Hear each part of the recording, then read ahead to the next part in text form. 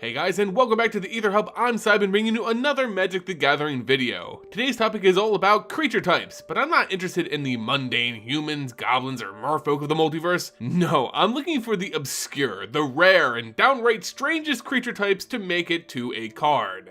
Today I'll bring you 5 of the oddest creature types I could find, along with the historical, biological, or fictional association Wizard of the Coast pulled from as a reference for those cards. Just a quick reminder before we get into the video, right now supporters on Patreon have access to some of my content early. If you want to get some signed cards along with other perks, discover what you can earn while also supporting the channel by checking our Patreon linked in the description below. And also remember to click that notification bell so you're always reminded of when we post a new video. And with that, let's dwell on the strange.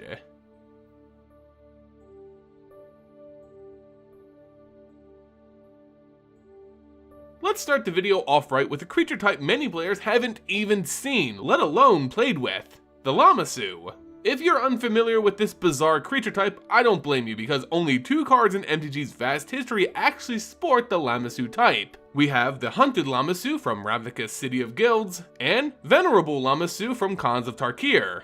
In the most basis of terms, lamasu are a type of sphinx-like creature, only with different animal body parts making up their total sum. Lamasu, like sphinx, sport a human face adorned with horns. Their bodies, however, are that of a cow or an ox with hooved feet. Again, like a sphinx, they also have wings, giving them the ability to fly.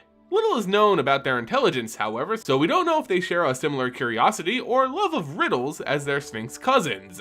In terms of the lore of MTG, very little is known of these creatures outside of the fact that they tend towards white mana and can span to different planes throughout the multiverse. The little flavor text we get from each card gives us a little peek into how they fit into their respective worlds, such as the lamasu on Ravnica essentially being driven to extinction by the ever-expanding city world. They once flew over their domain, the Velds of Ravnica, but are now haunted and literally hunted by shadowy nightmares. As a result, they're now believed to be totally extinct on Ravnica at the time of War of the Spark.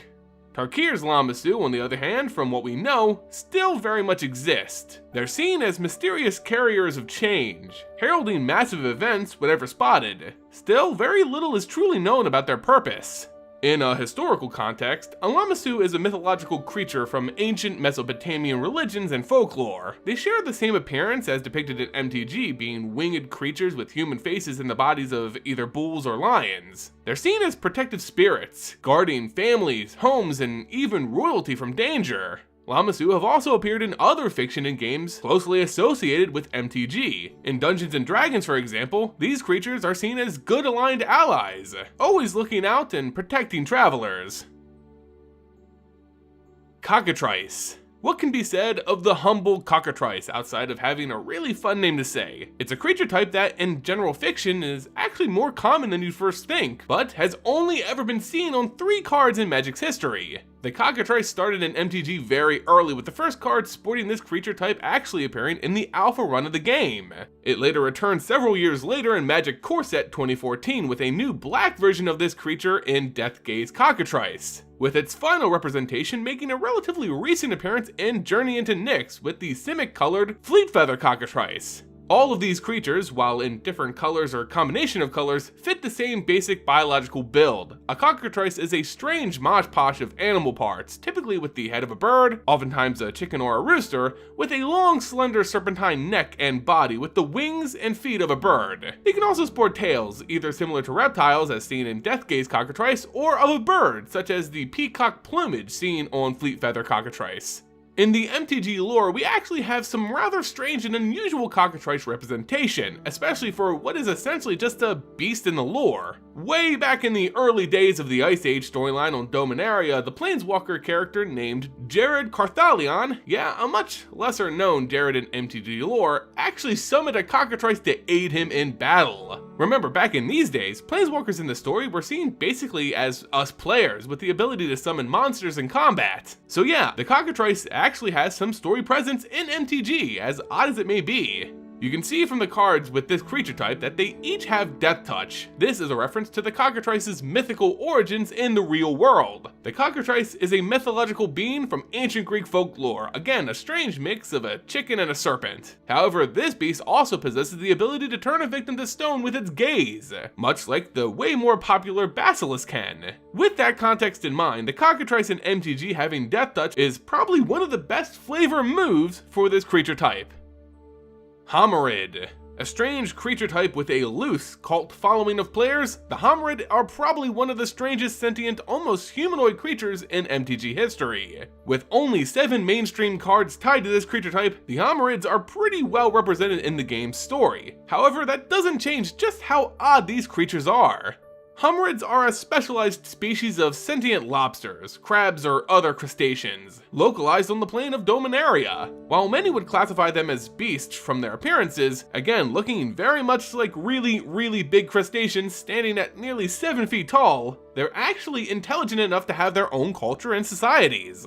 In terms of cultural progression, Hamrids could be considered on the level of a primitive tribe for many humanoids. They understand a sense of self and community, but lack a great deal of technological or diplomatic development. They're seen using tools, but that's mostly limited to crude bludgeons made of coral or wood, along with a base understanding of magic, again restricted to elemental spells focused on water, or in some cases ice. This comes from their shamanistic religion, which they seem to practice as depicted on Hamrid Shaman. In the grander Dominaria storyline, Hamrids are seen more as pests rather than an overarching threat. Think goblins of the sea. They dwell in cold waters and often harbor a great disdain for humanoid species that live on the surface. In particular, their hatred for elves is well noted. A lot of their cards specifically target forests and green creatures to represent this. They target cities and villages that spring up near the coasts, raiding them for supplies and quick ambush attacks, always quickly disappearing back into the water right before a counterattack can be mustered. Again, they often target the forested homes of elves,